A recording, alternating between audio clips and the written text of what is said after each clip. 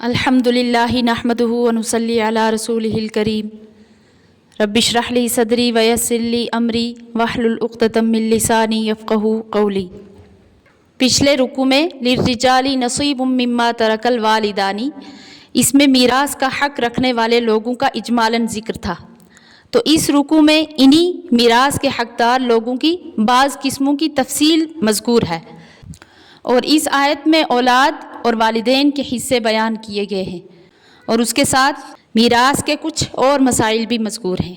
اعوذ باللہ من الشیطان الرجیم، بسم اللہ الرحمن الرحیم۔ یوصیکم اللہ فی اولادکم، اللہ حکم کرتا ہے تم کو تمہاری اولاد کے حق میں، للذکر مثل حظ الانثیین، کہ ایک مرد کا حصہ دو عورتوں کے برابر ہے، یعنی جب مرنے والے کی اولاد میں لڑکے اور لڑکیاں دونوں ہوں تو ان کے حصہ میں جو مال آئے گا اس طرح تقسیم ہوگا کہ ہر لڑکے کو لڑکی کے مقابلے میں دوگنا ملے گا۔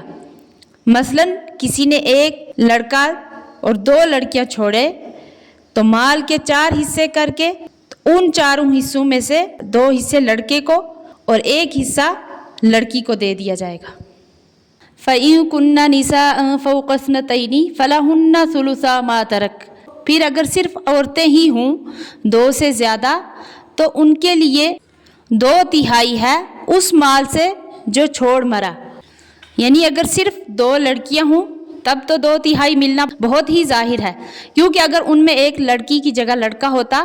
تو اس لڑکی کا حصہ باوجود یہ کہ بھائی سے کم ہے تو 1/3 سے نہ گھٹتا، پس جب دوسری بھی لڑکی ہے تب تو 2/3 سے کسی طرح گھٹ نہیں سکتا۔ تو البتہ 3 لڑکیوں میں شبہ تھا کہ شاید ان کو 3/3 یعنی کل مل جائے، تو اس لیے فرمایا کہ اگرچہ لڑکیاں 2 سے زیادہ ہوں مگر 2/3 سے نہیں بڑھے گا۔ اس آیت کا مطلب یہ ہے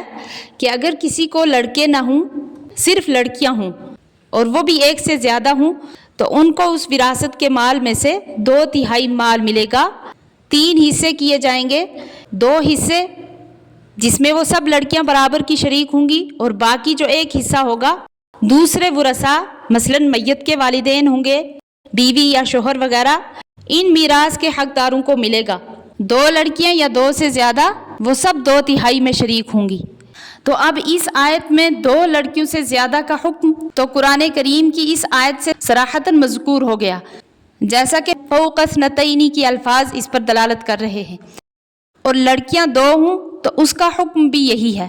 جو 2 سے زیادہ کا حکم ہے۔ تو اس کا ثبوت حدیث شریف میں مذکور ہے کہ حضرت جابر بن عبداللہ رضی اللہ عنہ سے روایت ہے، فرماتے ہیں کہ ایک دفعہ ہم حضرت صلی اللہ علیہ وسلم کے ہمراہ باہر نکلے، اتنے میں ہمارا گزر اصفاف میں ایک انصاری عورت پر ہوا۔ وہ عورت اپنی 2 لڑکیوں کو لے کر آئی اور کہنے لگی کہ اے اللہ کے رسول صلی اللہ علیہ وسلم، یہ دونوں لڑکیاں ثابت بن قیس میرے شوہر کی ہیں جو آپ صلی اللہ علیہ وسلم کے ساتھ غزوہ احد میں شہید ہو گئے ہیں، تو ان لڑکیوں کا چچا ان کے پورے مال اور ان کی پوری میراث پر خود قابض ہو گیا ہے اور ان کے واسطے کچھ باقی نہیں رکھا۔ تو اس معاملہ میں آپ صلی اللہ علیہ وسلم کیا فرماتے ہیں؟ خدا کی قسم اگر ان لڑکیوں کے پاس مال نہ ہوگا تو کوئی شخص ان کو نکاح میں رکھنے کے لیے بھی تیار نہ ہوگا۔ تو رسول اللہ صلی اللہ علیہ وسلم نے یہ سن کر فرمایا کہ اللہ تعالیٰ تیرے حق میں فیصلہ فرما دے گا۔ حضرت جابر رضی اللہ عنہ فرماتے ہیں کہ پھر جب سورہ نساء کی یہ آیت یوصیکم اللہ فی اولادکم نازل ہوئی تو رسول اللہ صلی اللہ علیہ وسلم نے فرمایا کہ اس عورت اور اس کے دیور کو لڑکیوں کا وہ چچا جس نے سارے مال پر قبضہ کر لیا تھا بلاؤ۔ آپ صلی اللہ علیہ وسلم نے لڑکیوں کے چچا سے فرمایا کہ لڑکیوں کو کل مال کا 2/3 حصہ دو،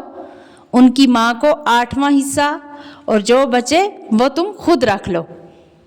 تو اس حدیث سے پتہ چلتا ہے کہ 2 لڑکیوں کو بھی 2/3 حصہ ملے گا۔ اس کے بعد ارشاد فرمایا وَإِن كَانَتْ وَاحِدَةً فَلَهَا النِّصْفُ، اور اگر ایک ہی لڑکی ہو تو پس اس کے لیے آدھا ہے، یعنی اگر ایک لڑکی ہے تو پھر اس کو پورے مال کا نصف ملے گا، اور بچہ ہوا جو نصف ہوگا وہ دوسرے جو خاص رشتہ دار ہوں گے وہ ان کا حق ہے، یا اگر کوئی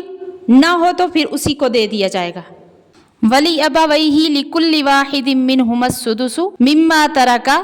اور میت کے ماں باپ کو ہر ایک کے لیے دونوں میں سے چھٹا حصہ ہے اس مال سے جو کہ چھوڑ مرا، ان کان لہ ولد، اگر میت کے اولاد ہے۔ تو اب ماں باپ کو میراث ملنے میں 3 صورتیں ہیں۔ ایک صورت تو یہی کہ ان کے لیے یعنی دونوں میں سے ہر ایک کے لیے میت کے ترکہ میں سے چھٹا حصہ مقرر ہے۔ اگر میت کے کچھ اولاد ہو، خواہ لڑکے ہوں یا لڑکیاں، خواہ ایک ہوں یا ایک سے زیادہ ہوں، اور باقی میراث اولاد اور دوسرے خاص ورثاء کو ملے گی۔ تو دوسری صورت کیا ہے؟ فَإِن لَّمْ يَكُن لَّهُ وَلَدٌ وَوَرِثَهُ أَبَوَاهُ فَلِأُمِّهِ الثُّلُثُ، اور اگر اس کے اولاد نہیں ہے تو وارث ہیں اس کے ماں باپ، تو پس اس کی ماں کا تہائی ہے۔ تو اس آیت کا مطلب یہ ہے کہ میت کے اگر کچھ اولاد نہیں ہے یعنی اس کے بہن بھائی بھی نہیں ہیں، تو اس صورت میں اس کی ماں کا تہائی ہے، اور جو 2 حصے بچتے ہیں یعنی 2 تہائی ہے تو وہ باپ کا ہے۔ اور تیسری صورت بیان کی گئی ہے کہ فَإِن كَانَ لَهُ إِخْوَةٌ فَلِأُمِّهِ السُّدُسُ، پھر اگر میت کے کئی بھائی ہیں تو اس کی ماں کا ہے چھٹا حصہ، من بعد وصیۃ یوصی بها او دین، مرنے والے کی وصیت کے بعد یا قرض کے ادا کرنے کے بعد۔ تو آیت کا مطلب یہ ہے کہ میت کو اگر اولاد تو نہیں ہے لیکن ایک سے زیادہ بھائی بہن کسی بھی قسم کے ہوں، خواہ عینی بھائی بہن ہوں یعنی جو ماں باپ دونوں میں شریک ہوں یعنی سگے بہن بھائی، تو خواہ صرف باپ شریک بھائی بہن ہوں یعنی ان کی ماں الگ ہو جس کو علاتی کہتے ہیں، غرض کے کسی طرح کے بھائی بہن ایک سے زیادہ ہوں اور اولاد نہ ہو اور ماں باپ ہوں، تو اس صورت میں اس کی ماں کو چھٹا حصہ ملے گا اور باقی باپ کو ملے گا۔ تو یہ حصے اس وقت تقسیم کیے جائیں گے کہ جو مرنے والا وصیت کر جائے اس مال کو الگ کر کے، یا جو اس کا قرض ہے اس مال کو الگ کر کے اس کے بعد حصے تقسیم کیے جائیں گے۔ تو اب حصہ مقرر کرنے کے بعد اللہ تعالیٰ فرماتے ہیں آباؤکم و ابناؤکم لا تدرون ایہم اقرب لکم نفعا، کہ تمہارے باپ اور بیٹے